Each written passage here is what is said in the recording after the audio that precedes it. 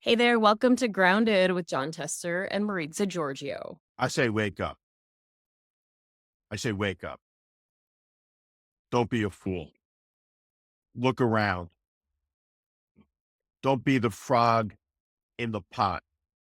Okay, that's part of our conversation with longtime political strategist and founder of the Warning Substack and podcast, Steve Schmidt. Now, Steve, of course, knows the ins and outs of politics in the US and abroad. He worked on the campaigns of George W. Bush, Arnold Schwarzenegger, and famously John McCain's 2008 presidential run.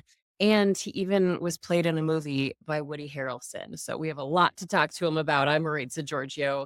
And coming to you from Big Sandy, Montana, my co-host and cable TV superstar, former Senator John Tester. What the hell you're talking about. At any rate, it'll be good to talk to Steve Schmidt. Steve ran the campaigns of Republicans like I grew up with. George W. Bush and John McCain.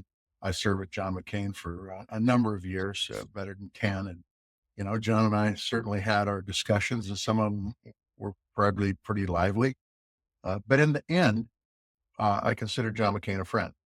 We could disagree without being disagreeable. And that's what's kind of changed. We saw it in the president's speech last Tuesday night, where he stood up and called President Joe Biden the worst president that's ever existed, and then asked Democrats why they didn't stand up and clap. It's just unbelievable. That's not how it used to be done. That's not how it should be done. This country was built by people working together and getting things done, not for Democrats or Republicans, but for the American people. And I will be really interested to see what Steve has to say about all that stuff. Yeah, certainly the discourse has changed. Before we get to our chat with Steve and some headlines, though, I want to ask you about your Friday night appearance on Real Time with Bill Maher. And let me say a warm welcome to all of our new listeners from that little showing.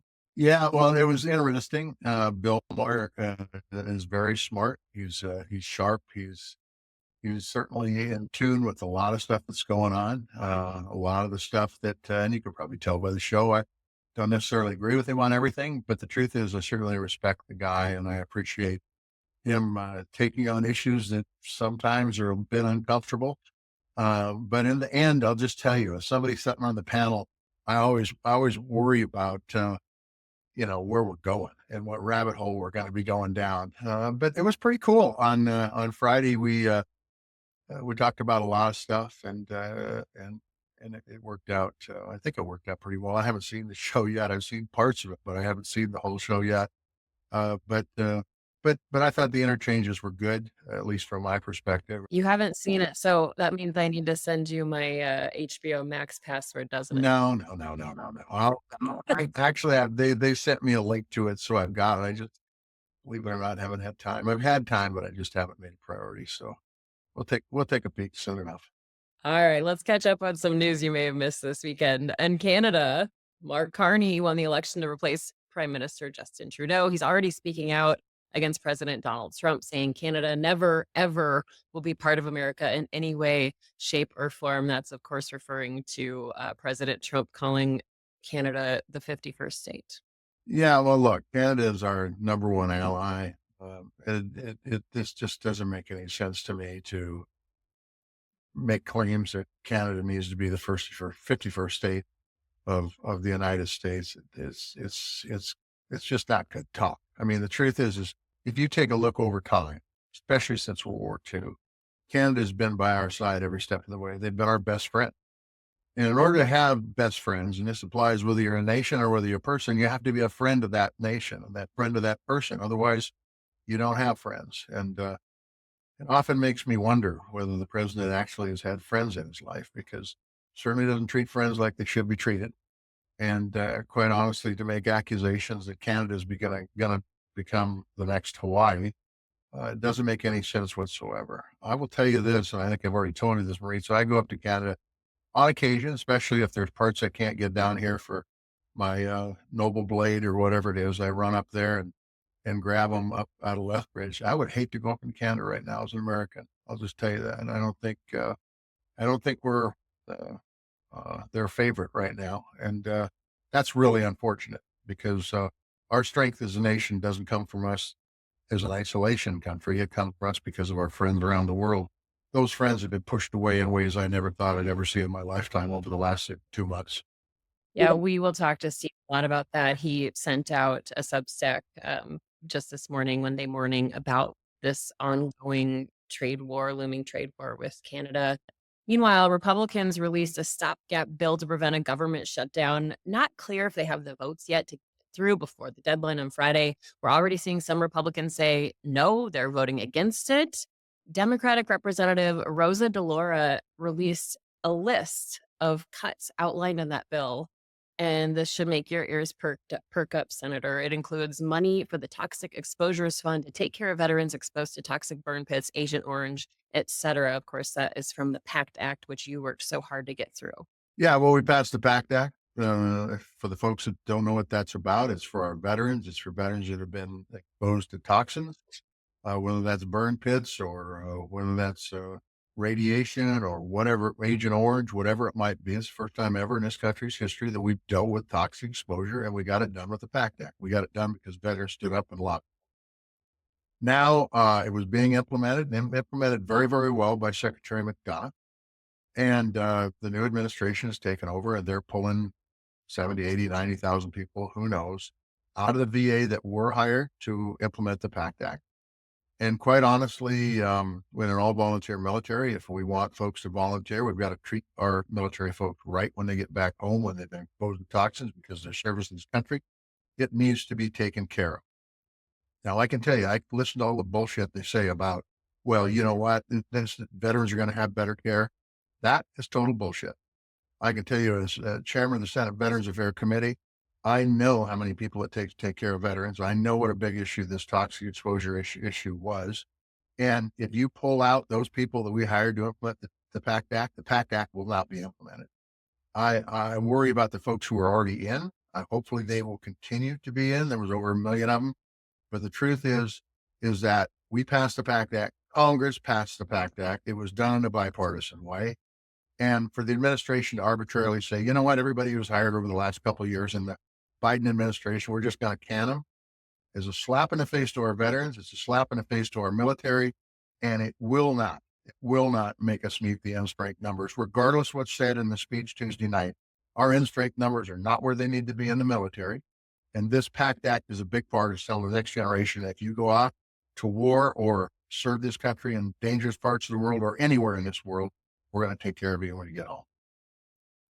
All the while national security and foreign affairs is really top of mind for so many people with so many conflicts happening around the world. And we do plan to have on former VA Secretary Dennis McDonough very, very soon to do a bigger episode solely about Veterans Affairs and all of these issues coming up. Yeah, I mean, look, it's a big deal. In the state of Montana, fully 10% of our people are veterans. If you go throughout the country, veterans are a big part of our population. They have fought for the freedoms and liberties we have today, and that is not an overstatement. That is a fact. And if we don't show those folks the proper respect and treat them fairly, just treat them fairly, then what kind of a country are we, really? What kind of a country have we turned into? This is ridiculous. And you put that on top of the cuts that they want to do for our Defense Department right now, there should be red flags flying all over the place. We live in the most dangerous time that we've seen since the Cuban Missile Crisis. This is not a time to make friends with people who want to do us harm. And I'm talking about China and Russia, North Korea, Iran, and push away our allies. I mean, it's almost like the president is doing the bidding of Putin as far as his efforts to make Russia great again. I don't give a shit about Russia. I care about this country. I care about our friends who have fought with us in wars since World War I. Look, I did a little speech for the Hello Girls, the women who made the phone calls during World War I. A part in this speech, in this little tape speech I gave, was our servicemen fought and died for our allies and for this country in World War I. They did the same thing in World War II. They did the same thing in Vietnam. They've done the same thing in the Middle East crisis. But the bottom line is that if we don't take care of those folks, it's a huge, huge problem for this country. We can talk about all of these topics with our guests this week. We are talking with veteran political strategist Steve Schmidt, who hosts the Substack and podcast The Warning, with Steve Schmidt. Welcome. Marita, Senator, good to be with you. Great to have you, Steve. Thanks. So, Steve, you've done this all. You've run political campaigns, you worked on the Hill, you worked in the White House, you registered with the Republican Party in college. So, for our listeners who don't know your full story, what was the line in the sand for you that made you say, no more, I'm not pledging loyalty to Donald Trump?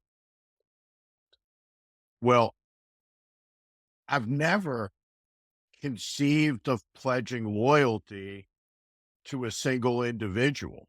When I served in the White House, like anyone who is a commissioned officer, I was sworn in by the president, and my oath was not to George Bush, it was to the American Constitution. And that is our bond. This is our fate. This is the title of John McCain's book, Faith of Our Fathers.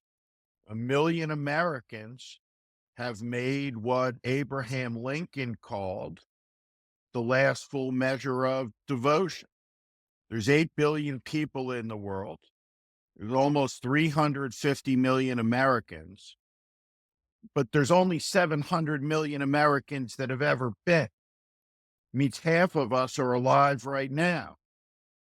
And so Donald Trump, with 49.9% of the vote, a very thin popular vote victory by any historical standard, has put forward a proposition that in this moment, we stand entirely in a present, disconnected from who we are and who we have been by abandoning and desecrating our ideas and values that are permanently embedded in American soil in, say, places like Colville-sur-Mer above Omaha Beach, where every grave faces west towards home. Across the ocean, those young men did not cross back because they died for freedom, to extinguish slavery. And so 4 hours after Donald Trump is inaugurated, when Elon Musk delivers a Hitler salute, we should appreciate the revelation of truth when Musk tells the Polish foreign minister, Radosław Sikorski, that he is a little man. Because we are all little people in this sick philosophy and twisted ideology. Donald Trump looks at all of us and says, you have no cards. The people who have the cards are the people who have penultimate power, like Vladimir Putin, who can inflict their will on you with the jackboot. That's who has the cards. And so Donald Trump and Elon Musk and these people hold us in contempt. And that is what is happening in America. So I don't want to get into all the stuff that's happened, but one of the first things that the Musk Trump presidency did is they took away USAID, which in my book is a big deal because it takes away all our soft power. That's power to influence other countries to do things that we think is good for the United States of America and not good for China. It's the first thing he did. Then G7 came along and they told all our allies in Europe that they're really the problem. Vice President J.D. Vance said this: "You guys are the problem. You guys are the ones that are screwing things up," and basically put a bear hug on Vladimir Putin there. And when Zelensky came to the Oval Office, you've got to be wondering what Japan and Taiwan and South Korea and all those folks are thinking about now. We know Europe is saying, hey, man, the United States ain't there anymore. When, in fact, the system was set up by us to help protect us and keep the free world free. Why, Steve, why do you think the president's doing this? Because it just doesn't pass the smell test as far as keeping this country the greatest country on earth, both militarily and economically. And we both know that China wants to replace us in both those. And it just looks like the president is playing into the hands of the dictators around the world, particularly Xi Jinping, to make China number one in the world. Why would anybody do that, much less the president of the United States? I can't figure it out. Can you? Well, he has found his way to an ideology. And so after 10 long years, a man who has always been consumed by fame and attention has moved his shtick and his show to the American Oval Office. What the founders worried about when the Constitution was written was the rise of an American Cleon, a demagogue. And that's what Trump is. And what has glommed on to him is a coterie of true believers and opportunists and conspiracy nuts. And they have drifted into a cohesion around some ideas. And those ideas at the core are led in a global movement by the adherents of Putinism. And so Viktor Orban of Hungary gave a speech a few years back. And in that speech, he talked about postmodern Europe. And essentially, he made the case that Germany and France, these countries where Western civilization was rooted, have been, in his words, essentially mongrelized with mass immigration of dark-skinned people and Muslims from the Levant, from Africa, and are under assault and have been taken captive by the horde. And that Europe, the idea and the concept, is now defended in Central Europe and in Moscow by Vladimir Putin in this fusion of control and religious orthodoxy that's hostile to personal liberty, to human rights, that we would have appreciated in the 20th century as fascism. So when Orban gives this speech, people around Orban say, my God, that is a Hitler speech, and some of them resign. And this is at the moment where Viktor Orban is being interviewed now for the first time by Tucker Carlson. And Viktor Orban is coming to his first CPAC. And CPAC is going to Budapest.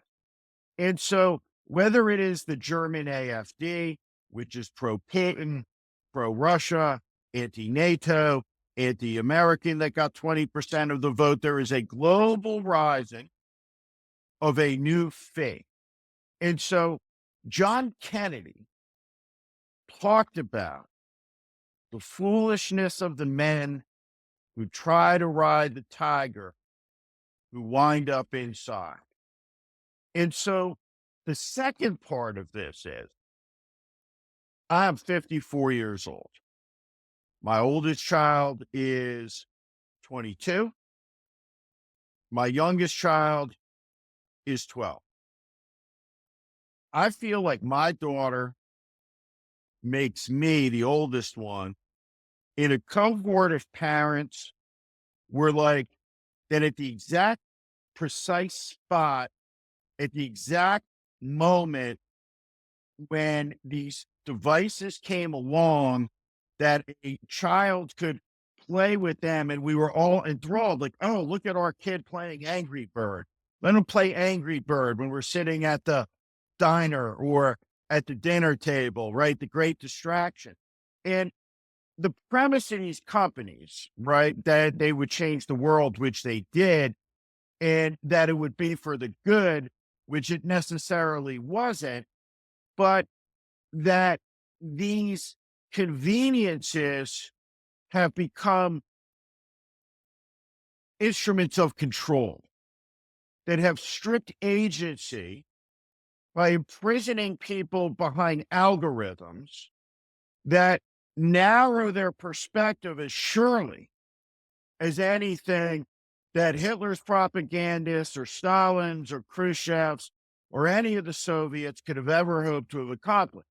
And so these companies have become a profound threat, and those companies have merged with power at a moment of consolidation of power across the agriculture sectors, the technology sectors, the pharmaceutical sectors, the media sectors.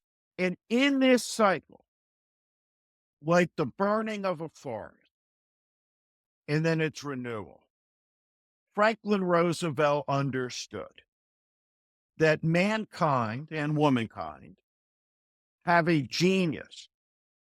And in this country where we seized political liberty from a king, that there has always been in the inventive genius of man the search for new kingdoms. And so always there is a force that propels the rise of men who wish to be new kings. And we are at such a moment. And we come to this moment at an astonishing time. In April, it will be 250 years since the Minutemen fired the shot that was heard around the world. And 4 days later, 250 years ago, George Washington takes command. And shortly after, 250 years ago, the U.S. Army is born. And next, the U.S. Navy. And next, the United States Marine Corps. This is a year of transcendent anniversary. And it begins our revolutionary anniversary year.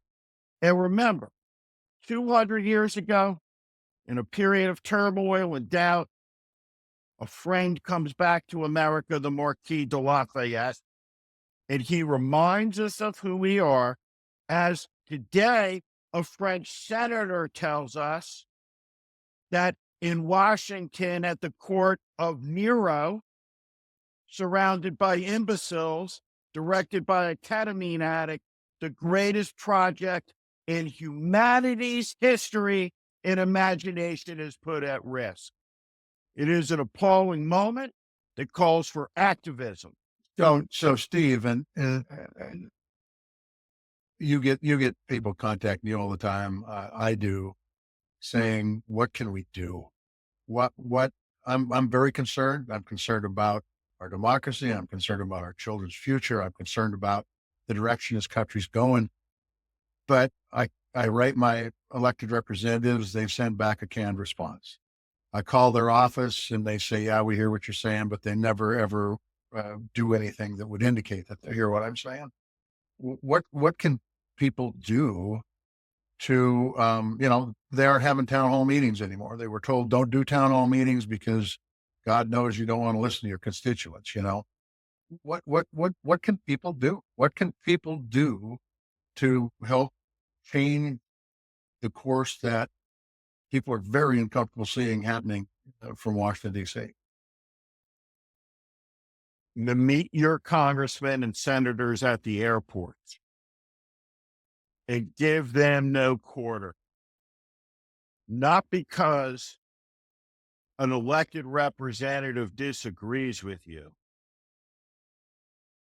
but because they are either taking something from you or refusing to protect what is being taken from you. And they have earned your disdain. And let me say, no serious political party in opposition maintains Chuck Schumer as their leader. He cannot communicate. He serially demonstrates bad political judgment. He has reduced the Senate to a Politburo with Mitch McConnell. He has politically cornered the Democrats in the South and in the Mountain West and in the Intermountain West. Time for him to go. In every community in this country, someone is doing something. Use your free will and initiative to find that group, your indivisible chapter.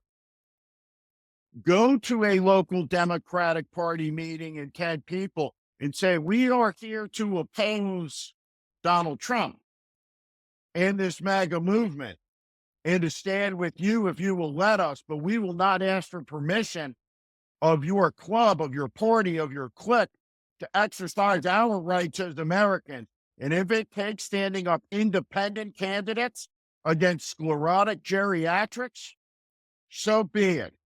In the state of New Hampshire, Jean Shaheen, age 78, is being encouraged by the Schumercrats to run for office and serve another term to age 84.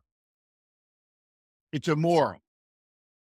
And so what will happen in 2026 is a rising. There will be no safe seats anywhere. In a state like Mississippi, and I say this from left-wing Mullins consideration in Oklahoma, there will be massive voter registration efforts. People will go into places and talk to people who have been ignored and try to find with them the common cause to make what's going to happen stop. And what will happen in the next few months, among other terrible things, is that for the first time since it began, there will be an interruption in the delivery of Social Security checks. Because the systems that deliver services are under collapse, triggered by attack, instigated to cause chaos for the purpose of asserting political control to calm the fire lit by the arsonists that have abandoned Ukraine, assaulted Poland and its integrity within the last 24 hours, and continue to wage an economic war of aggression against Canada. Steve, let's talk about that for a second, because your latest Substack article touches on what's happening between the US and Canada, not just tariffs, but the idea of making it the 51st state. And you make it sound like Trump's fantasy could become a reality. You certainly go after both Republicans and Democrats, as you just did. So, what do you say to people who say, no, no, no, he's just saying that? Or, he just says things that's not real, whether it's about Canada, Social Security, Medicaid, whatever it may be. I say, wake up. I say, wake up. Don't be a fool. Look around. Don't be the frog in the pot. See with your own eyes. If you live in a Western state, and no one who is from Brooklyn understands this, our land is under assault. Our great temples are being desecrated. The national forests, the national parks, the men and women who didn't seek in their life to become a billionaire because they appreciate that all that glitters is not gold, that there is something ephemeral in Yellowstone and in the Teton, something mystical, in that our power comes from these places as surely as it does from any mineral under them. that what makes us rich in America is our ideals and values and the progress from our sins. The rape of the land in the 19th century, 50 million warm-blooded animals were killed in a decade to starve the Native American population into submission. And now we whitewash history, remember nothing, and turn aggressive towards our neighbors, hostile to our memories, dismissive of our ancestors' wisdom. No.